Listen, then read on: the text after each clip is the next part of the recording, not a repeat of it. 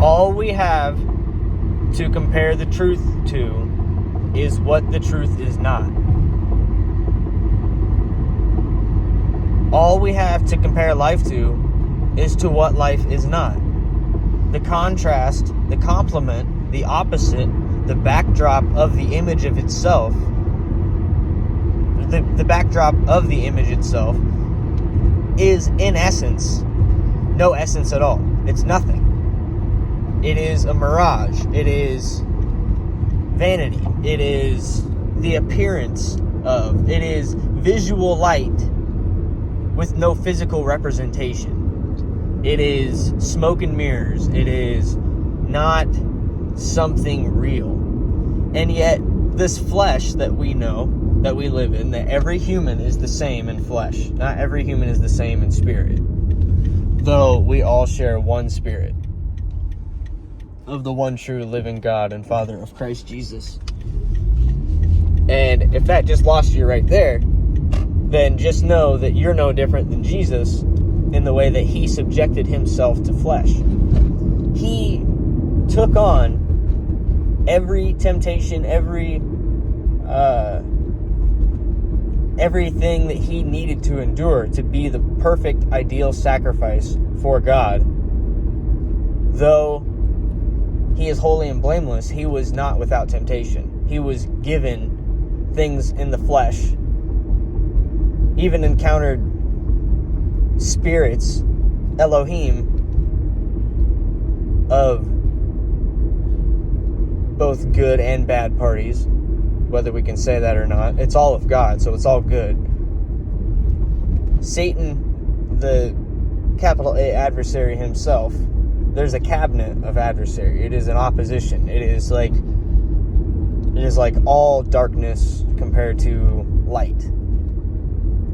Darkness is the adversary of light. It is an opposite, a contrary,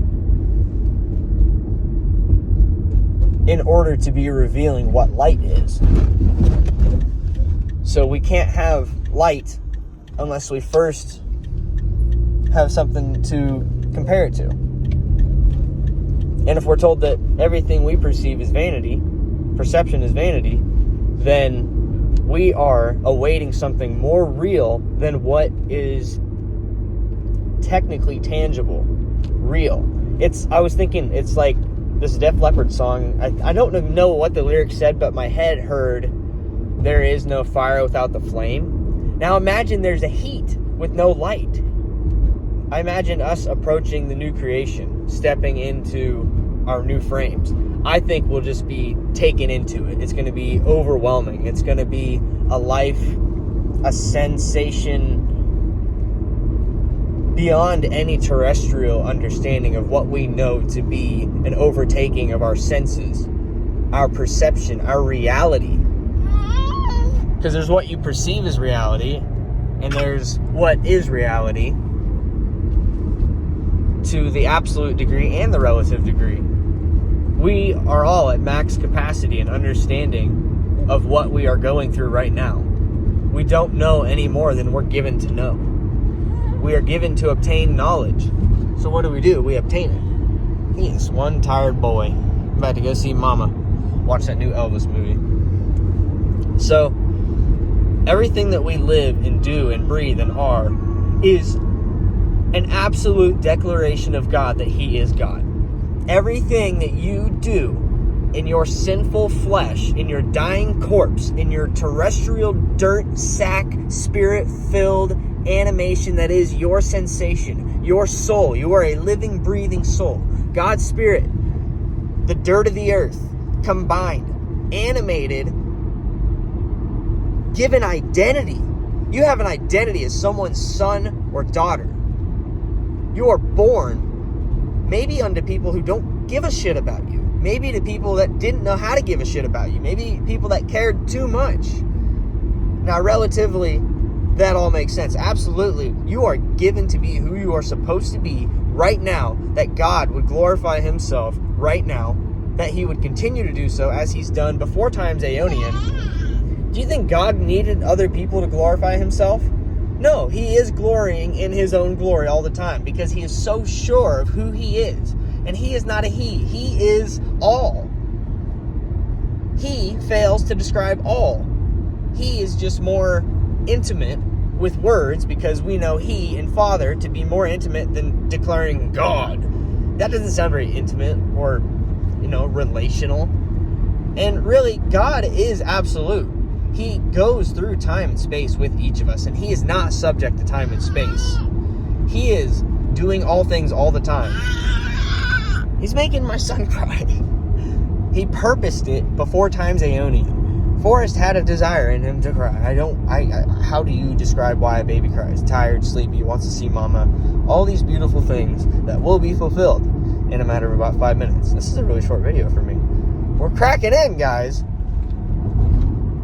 We're making sense of life in regards to we don't have to make sense of it. Have grace for yourself. Understand that this broken vessel, this sorry sack, is not apologetic about the truth that you matter. You cannot escape having purpose. You cannot escape meaning something to someone, let alone God. And he makes all to be cohesive and one. And right now, that's not really the case in the world. Not everything is cohesive and peaceful, so it seems, but God is at peace with humanity. God is at peace with his creation. He's in an era of grace. There will be a swift era of judgment for Israel, 3.5 years of judgment, 7-year tribulation, 3.5 years of severe stuff happening, and then 1,000 years of Israel finally getting their promise after 6,000 or so years of them not having their promise fulfilled. Since it was given to Abraham. I don't know how long ago that was. I think it was about 6,000 years or something. The earth could be so old, we don't know. Expositors, scholars, people of that sort, people who go to Bible school to talk about this stuff, just know that God has purposed every millisecond, every atomos of time, every unsegmented amount of time from the beginning of the eons, from Christ's conception and inception into being God's first son, his first creation, his first piece of the puzzle, through creating all through Christ, that all would return back through Christ to God. Christ is the way. And he is a complete way. He never was lacking. He subjected himself, emptied his own glory to be who? To be someone that would fly under the radar most of his life and then be told he has demons and then only tell people good things and they just take it all as this guy's trying to wreck our freaking time. He's trying to ruin our world. And it's like, you know what? He's going to die for the purpose God had purposed from before the disruption of the world. You think God wanted to kill his son? No. But in the absolute sense, he has a bigger story than just life and death. Like, we have to have death in order to be understanding that this life is going to be way greater than the death. Everything we're going to experience is going to be so much greater than anything that we're perceiving and living through now. And we even have blissful, beautiful things happening now. So, have grace for yourself.